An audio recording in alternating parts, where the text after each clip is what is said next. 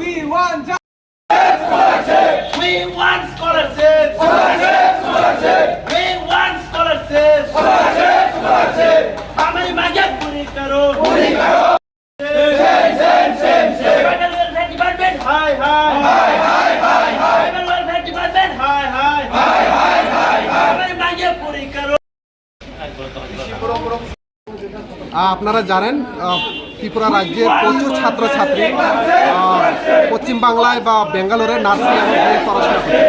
এটাকেও বাদ দিয়ে যারা টেকনিক্যাল কলেজে পড়াশোনা করছে ম্যাক্সিমাম ছাত্রছাত্রী স্কলারশিপের উপরে ডিপেন্ড করে পড়াশোনা করে, কারণ তাদের এডুকেশন যে প্রাইভেট এডুকেশন হওয়ার পর থেকে ফি যদি প্রদান করা না হয় সময়ের ভিতরে তাদেরকে এক্সাম বসতে দেওয়া হবে না। অলরেডি সেপ্টেম্বরের 10 তারিখে একটা নোটিশ বের হলো এক্সামের জন্য। তো এই 10 তারিখের আগে যদি তাদেরকে ফি প্রদান না করা হয় হাজার ছাত্রছাত্রীরা তারা বিএড পরীক্ষায় বসতে পারবে না। তো মূলত আমাদের দাবি থাকবে যে সেপ্টেম্বরের 15 তারিখের ভিতরে যাতে সমস্ত ছাত্রছাত্রীদের স্কলারশিপ ক্লিয়ার করা হয়, কারণ তারা যেটা বললো যে পোস্ট ম্যাট্রিক 35,000, প্রি ম্যাট্রিক 12,000 এরকম তারা ভেরিফিকেশন করছে তাদের অফিসিয়াল, কিন্তু দুর্ভাগ্যের বিষয় যেখানে 35,000 সেখানে মাত্র 14,000 স্কলারশিপ প্রদান করা হলো, যেখানে 12,000 সেখানে মাত্র 2,000। তাহলে এরকম সমস্যা হচ্ছে, এই সমস্যার জন্য আমাদের ছাত্রছাত্রীরা আরও সমস্যা হচ্ছে।